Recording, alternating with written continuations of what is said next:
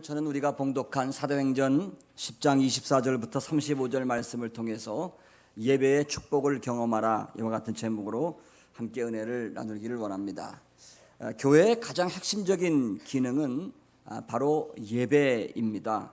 물론 오늘날 교회는 예배와 함께 성도 간의 교제, 또 신앙의 교육, 그리고 전도와 선교의 사명을 가지고 있지만, 그러나 가장 원시적인 기독교는 바로 예배로부터 시작되었으며, 지금도 교회의 최우선 명령은 하나님께 예배드리는 것일 것입니다. 구약성경 가인과 아벨의 예배를 통해서 볼 때에 어떤 인생이든지 예배에 성공하면 삶이 풍성해지고 성공하지만, 예배에 실패하면 사실 삶 전체가 실패하는 것을 볼 수가 있습니다. 예배가 은혜로운 교회는 부흥하는 교회입니다. 또 예배를 사모하고 감격적으로 드리는 성도는 풍성한 하나님의 은혜를 누리면서 살아가는 것입니다. 신앙과 예배는 직결되는 문제입니다. 신앙은 있는데 예배를 등한히 한다거나, 예배는 열심히 드리는데 신앙이 없다는 것은 사실 논리적으로 모순이 되는 말입니다. 예수님께서도 분명히 말씀하시기를 하나님께서는 예배하는 자를 찾으신다고 말씀하셨습니다. 우리가 잘 아는 요한복음 4장 23절에 보면 예수님께서 말씀하십니다. 아버지께 참으로 예배하는 자들은 신령과 진정으로 예배할 때가 오나니 곧 이때라. 아버지께서는 이렇게 자기에게 예배하는 자들을 찾으시느니라. 오늘 본문에 나오는 고넬료라고 하는 사람은 비록 이방인이었지만 하나님이 찾으시는 예배의 사람이었습니다. 그리하여 성령을 체험하고 최초의 이방인 신자가 되었으며, 자신은 물론 가정과 삶의 놀라운 구원의 축복을 받게 된 사람입니다. 당시에만 하더라도 이 이방인이 하나님을 믿고 예배한다는 것은 상상조차 할 수 없었던 시대였습니다. 유대인들은 자신들의 율법 해석서인 탈무드에 보면 다음과 같은 기도가 나옵니다. 오 하나님 아버지, 나는 이방인이 아니고 노예가 아니고 여자로 태어나지 않아서 감사합니다. 이 말이 무슨 말입니까? 이처럼 유대교의 관점에서 볼 때에 이방인은 하나님께 예배할 수 없는 불결한 백성들이라는 사실입니다. 9절 이하에 보면 베드로가 기도하다가 환상을 보게 됩니다. 하늘로부터 큰 보자기가 내려오는데 그 안에 온갖 부정한 짐승들이 가득 담겨져 있습니다. 하나님이 말씀하십니다. 베드로야, 잡아먹어라, 잡아먹어라, 잡아먹어라. 베드로가 얘기합니다. 하나님, 우리 율법에 비추어 볼 때에 부정하고 더러운 짐승들을 내가 상대할 수가 없나이다. 끝까지 베드로가 거부하는 모습을 보게 되는데, 여기서 보자기에 쌓인 그 부정한 짐승은 무엇을 의미하나요? 바로 이방인들을 가르치고 있는 것입니다. 이것이 바로 베드로뿐만이 아니라 지금까지 유대인들이 가지고 있는 편견과 민족적 우월주의를 지적하는 하나님의 계시적 환상이었던 것입니다. 그럼에도 불구하고 하나님께서는 고넬료를 받으셨습니다. 그의 예배를 받으신 것입니다. 이방인에게 구원의 길이 활짝 열리는 사건이 오늘 본문에 기록된 고넬료의 예배 사건입니다. 그렇다고 한다면 예배란 무엇일까요? 사실 인간은 한마디로 예배적인 존재입니다. 인간은 태어나서부터 이 세상을 떠날 때까지 무엇인가 섬기면서 살도록 그렇게 프로그래머되어 있는 그런 존재입니다. 한마디로 인간은 무엇인가를 섬기는 예배적 존재, 종교적 본능을 가지고 있는 존재라고 하는 것입니다. 그래서 인간은 하나님을 섬기든지 우상을 섬기든지 아니면 사람을 섬기든지 물질을 섬기든지 그렇게 섬기게 마련인 것입니다. 그런데 저와 여러분은 예수 그리스도 안에서 창조의 주 하나님 아버지를 예배하는 사람이 되었습니다. 이 얼마나 큰 영광이고 축복인 것입니다. 예배는, 그 예배를 표현하는 단어가 세 가지로 설명해 볼 수가 있습니다. 첫째, 예배는 섬기는 것입니다. 영어로 하면 서비스입니다. 섬기는 거예요. 두 번째, 예배는 엎드리는 것입니다. bow down, 굴복하는 것입니다. 세 번째, 예배는 worship입니다.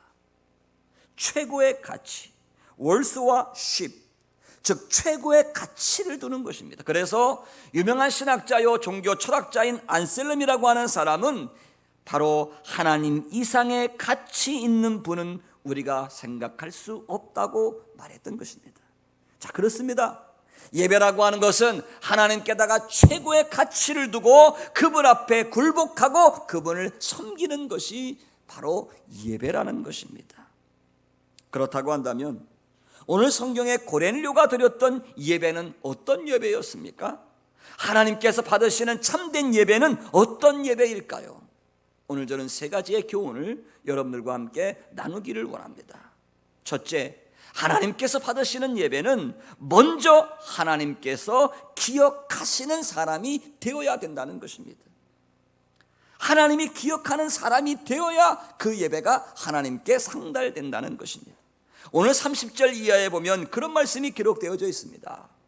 고넬료가 이르되 내가 나흘 전 이맘때까지 내 집에서 제9시 기도를 하는데 갑자기 한 사람이 빛난 옷을 입고 내 앞에 서서 말하되 고넬료야, 하나님이 내 기도를 들으시고 내 구제를 기억하셨으니 사람을 요바에 보내어 베드로라 하는 시몬을 청하라. 하나님께서 고넬료의 예배를 받으시기 전에 먼저 고넬료를 기억하셨다는 사실입니다. 하나님은 우리가 주일에 그저 교회에 모여서 하나님께 예배하기 전에 먼저 우리 각자의 한 주간의 삶을 기억하신다는 것입니다. 그러므로 주일에 한번 교회에 나와서 예배를 드리기 전에 한 주간의 삶 속에서 먼저 예배하는 삶을 살아야 한다는 것입니다. 고넬료는 베드로를 초청하여 이러한 공식적인 예배를 드리기 전에 이미 하나님께서 기억하실 만한 합당한 예배자로서의 삶을 살았던 것입니다. 34절 이하에서 베드로의 고백을 보십시오. 베드로가 입을 열어 가로되 내가 참으로 하나님은 사람의 외모를 취하지 아니하시고 각 나라 중에서 하나님을 경외하며 의를 행하는 사람은 하나님이 받으시는 줄을 깨달았도다. 무슨 말입니까, 여러분? 하나님께서 기억하시는 사람, 하나님께서 받으시는 사람은 외모와 관계없다는 것입니다. 잘생겼든지 못생겼든지 흑인이든지 백인이든지 한국 사람이든지 미국 사람이든지 외모로 취하지 아니하시고 각 나라에서 어느 나라 사람이든지 유대인이든지 아니면 이방 사람이든지 하나님을 경외하면서 의를 행하는 사람은 하나님이 받으시는 줄을 알았노라. 그렇다면 고넬료가 베드로를 초청하여 공식적인 예배를 드리기 전에 하나님이 먼저 받으시고 기억하셨던 삶으로서의 예배는 무엇이었을까요? 오늘 성경은 세 가지를 우리에게 말씀해 주고 있습니다. 첫 번째, 고넬료는 경건한 사람이었습니다. 한번 말씀을 따라서 해보실까요? 경건한 사람. 경건하다. 여러분, 당시 이스라엘은 로마가 지배를 하고 있었습니다. 이 로마는 이스라엘뿐만 아니라 지중해 전역을 다스리는 세계 강국이었습니다. 그러나 그 이면에는 로마는 극도로 부패하고 타락한 나라였습니다. 그러니까 로마의 군인으로 식민지 나라에 파견되어 있는 군인들은 생활이 굉장히 문란했습니다. 교만했습니다. 그럼에도 불구하고 이 고넬료는 로마의 군인으로 이스라엘에 파견되어 왔다가 이스라엘 사람들이 믿는 정말로 유일하신 참 하나님을 만나게 된 것입니다. 그래서 고넬료는 사생활이 문란하고 교만할 수도 있었을 텐데 그는 하나님 앞에서 경건하게 살았습니다. 뿐만 아니라 고넬료는 자신의 온 집으로 더불어 하나님을 경외하는 사람이었습니다. 당시의 시대적인 상황은 유대인들조차도 하나님을 섬기기에 굉장히 어려운 시대였습니다. 왜냐하면 로마의 핍박 때문입니다. 더군다나 로마의 황제 가이사는 살아있는 신으로 추앙받고 있던 시대였습니다. 그런데 로마의 군인으로서 자기 나라 황제를 섬기지 아니하고 식민지 국가의 하나님을 경외했다는 것은 놀라운 사실인 것입니다. 뿐만 아니라 고넬료는 기도하고 구제하는 사람이었습니다. 오늘 성경 말씀 2절에 보니까 백성을 많이 구제했습니다. 그리고 항상 하나님께 기도하는 사람이었다는 것입니다. 그날도 이 고넬료는 제9시 기도 시간을 정해놓고 기도하다가 하나님의 천사를 경험하게 된 것입니다. 그러므로 하나님은 우리가 주일 모여서 예배하기 전에 먼저 우리의 일주일의 삶이 하나님께 기억하시는 삶을 살아야 한다는 것입니다. 고넬료와 같이 경건하고 기도하는 삶, 구제하는 삶이 바로 하나님이 기억하시는 예배자의 모습이라는 사실입니다. 사도 바울은 로마서 12장 1절에서 우리에게 말씀해 주고 있습니다. 그러므로 형제들아, 내가 하나님의 모든 자비하심으로 너희를 권하노니 너희 몸을 하나님이 기뻐하시는 거룩한 산제사로 드리라. 이는 너희가 드릴 영적 예배니라. 하나님 앞에서는 공식적인 예배에 앞서 삶으로서의 예배, 즉 산제사를 하나님이 먼저 기억하신다는 것입니다. 이러한 예배자가 되시기를 주님의 이름으로 축원합니다. 두 번째는 예배라고 하는 것은 하나님 앞에 있는 것입니다. 한번 말씀을 따라서 해보실까요? 예배는 하나님 앞에 있는 것이다. 할렐루야. 오늘 33절 말씀을 보십시오. 거기 그렇게 기록되어져 있습니다. 내가 곧 당신에게 사람을 보내었더니 오셨으니 잘하였나이다. 이제 우리는 주께서 당신에게 명하신 모든 것을 듣고자 하여 다 everybody 하나님 앞에 있나이다. 하나님 앞에 있나이다. 여러분, 예배가 무엇입니까?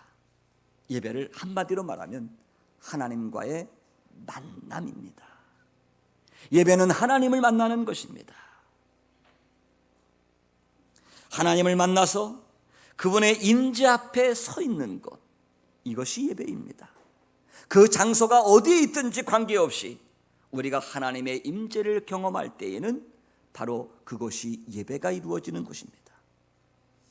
사실 오늘 성경을 읽어보면 고넬료는 지금 누구 앞에 있습니까? 베드로 앞에 있습니다. 오늘 성경이 그렇게 써 있어요. 그러나 그곳이 하나님을 찬양하고 주님의 말씀을 듣고 하나님의 임재를 경험하는 곳이기 때문에 고넬료는 베드로 앞에 있다고 하지 아니하고 하나님 앞에 있다고 고백한 것입니다. 그래서 고넬료는 베드로를 맞이하면서 그의 발 앞에 엎드릴 수 있었던 것입니다.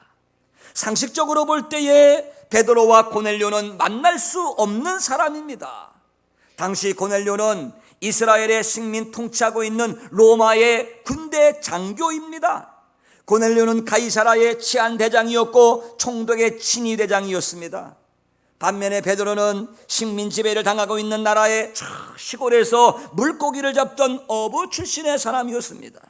그런데 고넬료는 이 베드로를 초청하고 그럴 뿐만 아니라 온 가족을 모아서 기다리다가 베드로가 자기 집에 들어오자 고넬료는 즉시로 땅에 엎드려 베드로에게 절을 한다는 것, 이것은 굉장히 놀라운 일입니다. 여러분, 당시 최고의 인사법은 상대방의 발 앞에 엎드리는 것입니다. 상대방의 발 앞에 엎드리는 경우는 두 가지가 있습니다. 신에게 제사할 때, 아니면 로마 황제 가이사를 아련할 때에 그 앞에 엎드리는 것입니다. 지금도 중동의 이슬람 교도들은 그들의 신 알라에게 기도하면서 5번 엎드리는 것을 볼 수가 있습니다. 엎드린다는 말은 무릎을 완전히 땅에 꿇고 이마를 땅에 붙이는 행위입니다. 땅에 엎드려서 입술을 방문자의 발 위에다가 대는 것입니다. 상상해 보십시오. 상대방의 발에 자신의 입을 맞추는 것입니다. 로마의 군대 백부장이었던 고넬료의 이러한 행동은 자기 나라의 황제 가이사 앞에서나 할 수 있는 행동이었는데 베드로에게 그렇게 한 것입니다. 이것은 당시의 상식이라든가 도리라든가 신분이라든가 교육 수준 등으로 볼 때에도 있을 수 없는 사건입니다. 그런데 어떻게 이런 일이 가능했습니까? 바로 고넬료가 겸손히 하나님을 예배하기 원했기 때문에 가능했던 일입니다. 하나님 앞에 있다는 신전의식을 가지고 겸손하게 하나님 앞에 엎드릴 때 그것은 진정한 예배자의 모습이 되는 줄 믿으시기를 바랍니다. 세 번째, 하나님께서 받으시는 예배는 말씀을 사모하여 듣는 것입니다. 한번 말씀을 따라서 해보실까요? 말씀을 사모하여 듣는 자. 말씀을 사모하여 듣는 거예요. 오늘 성경을 보니까요, 하나님이 보내신 천사가 직접 고넬료에게 나타나셨습니다. 성경에 보면요, 빛나고 하얀 옷을 입고 얼굴에는 광채가 나는 찬란하고 영롱한 천사가 고넬료에게 나타났습니다. 정말 대단한 신비스러운 체험을 한 것입니다. 아마 오늘 교인 가운데 천사를 직접 만난 사람이 있다면 아마 그런 사람은 자기 집에다가 기도원 간판 붙이고 대단히 광고할 것입니다. 신령한 종이 나타났다. 어떤 교인 중에는 기도하다가 마음속에서 들려오는 심령의 음성만 들어도 자신을 대단한 신령한 사람으로 포장하는 경우가 있다. 참, 고넬료는 대단한 사람입니다.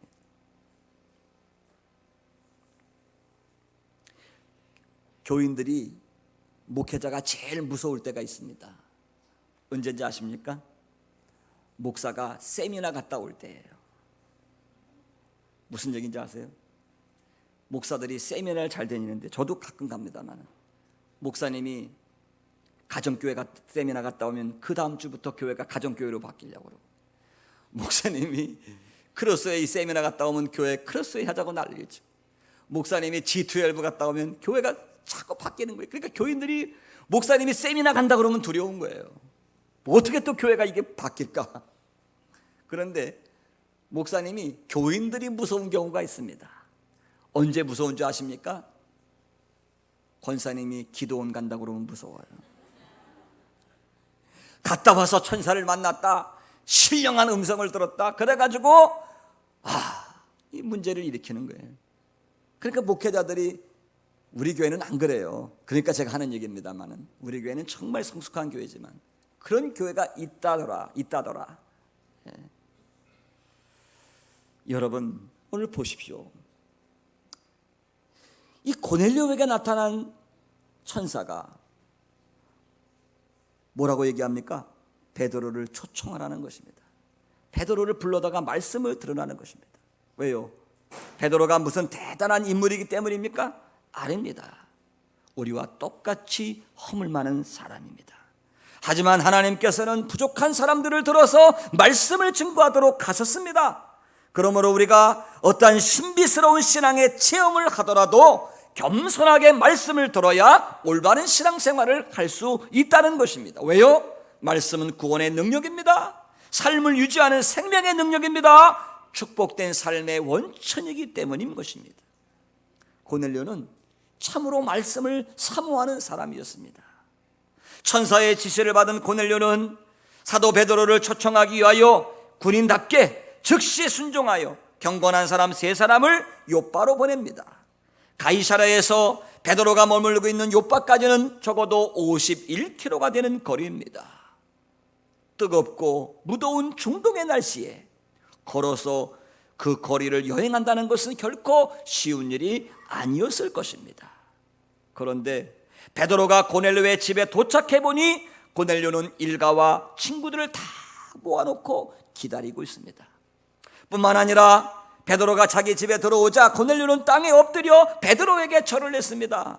얼마나 당황했으면 베드로가 고넬료에게 외칩니다. 일어서시오, 나도 사람이요 하면서 만류하고 있는 모습이었습니다. 고넬료가 왜 그랬을까요? 바로 하나님의 말씀을 가지고 온 사람이었기 때문에 그렇게 한 것입니다. 33절에서 고넬료가 고백합니다. 주께서 당신에게 명하신 모든 것을 듣고자 하여 다 하나님 앞에 있나이다. 주께서 당신에게 명하신 모든 것을 듣고자 하여.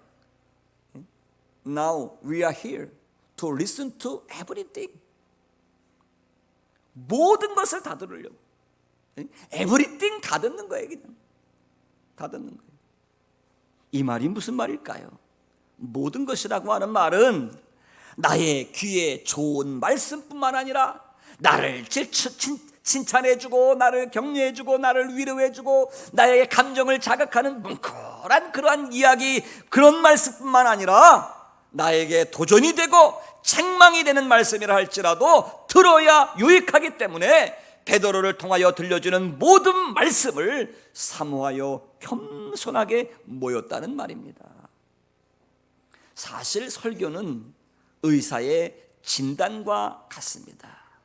설교를 통해서 우리 각자는 자신의 영적 건강에 관한 진단을 받을 수 있어야 합니다. 제가 예를 한번 들어보겠습니다. 여기 위궤양 환자가 있어요. 위궤양 환자가 있어요. 너무 술을 많이 마시고 그래서 담배를 많이 피고 그래가지고 위가 아주 그냥 망가질 대로 망가져 있는 환자가 있습니다. 너무 속이 쓰려요. 조금만 더 진행되면 위암으로 갑니다. 위험천만한 상황인데 병원에 가서 진찰을 했더니 의사가 한참 진찰을 하고 나더니 그런 얘기합니다. 아이고, 당신은 간이 굉장히 좋습니다. 당신의 간은 200년을 써도 끄떡없는 간이네요. 이야, 당신의 콩팥은 아주 싱싱합니다. 정말 당신의 콩팥은 정말 대단하네요, 대단해요 하고 진료 끝났습니다. 가십시오. 그러면 그 의사가 어떤 의사일까요? 정신 나간 의사입니다. 왜요? 제대로 된 의사라면 간을 얘기하지 않습니다. 콩팥 얘기를 하지 않습니다. 당신의 위는 지금 썩어 있습니다. 빨리 술을 끊으십시오. 그리고 약을 먹으십시오. 그래야 회복될 수 있습니다. 이렇게 가르쳐 줘야 하는 것입니다. 성도들 가운데는 간혹 자신의 문제 있는 곳이 드러나는 말씀을 들으려고 하지 않습니다. 그런 말씀을 들을 때면 오히려 목회자에게 섭섭하게 생각하고 안타까워하는 경우가 있습니다. 아이고, 목사님이 오늘 나를 치셨네, 나를 쳤어, 그렇게 오해하시는 분이 있습니다. 우리 교회는 그런 교회가 없어서 하는 얘기고, 저는 태어나면서부터 선천적으로 칠 줄을 모르는 목사입니다. 제가 지금까지 태어나서 한 번도 다른 사람하고 싸워본 적은 없습니다. 의도 맞아 본 적은 있어도 때려본 적이 없는 사람이니까 저는 때릴 줄 몰라요. 그러니까 혹시라도 여러분 귀에 거슬리거나 여러분 양심에 찔리는 얘기가 있거들랑, 아이고, 목사님이 나를 오늘 쳤네, 때렸네, 이렇게 생각하지 마시고, 성령께서 나에게 은혜 받으라고 깨닫게 해주시는구나, 깨닫게 해주시는구나, 깨닫게 해주시는구나, 그렇게 하시기를 주님의 이름으로 축원합니다. 하나님의 말씀을 귀하게 여기고 그 말씀 앞에 겸손한 사람만이 하나님의 은혜를 경험할 수가 있는 것입니다. 말씀을 전하려고 온 이 베드로 역시 하나님 말씀 앞에 굉장히 겸손한 사람이었습니다. 아무리 베드로가 갈릴리 어부 출신의 무식한 사람이라 할지라도 베드로는 유대인이었습니다. 그는 유대적인 배경을 가지고 있는 사람입니다. 유대인의 율법에 의하면 어떤 이방인과도 어울려서 안 됩니다. 왜냐하면 유대인들에게 있어서 이방인은 개 취급당했기 때문인 것입니다. 그런데 베드로는 고넬료에게서 온 사람들을 자신의 집으로 불러들이고 하룻밤을 묵게 하고 함께 더불어 고넬료의 집으로 행했습니다. 그리고 고넬료의 집에서 다음과 같은 고백을 합니다. 유대인으로서 이방인과 교제하는 것이 것과 가까이 하는 것이 위법인 줄을 너희도 알거니와 하나님께서 내게 지시하사 아무도 속되다 하거나 깨끗지 않다 하지 말라 하시기로 부름에 사양하지 않고 완도라. 이 말을 가만히 읽어보면 무엇 때문에 베드로가 고넬료 집에 지금 왔다고 얘기합니까? 바로 하나님의 말씀 때문에 온 것입니다.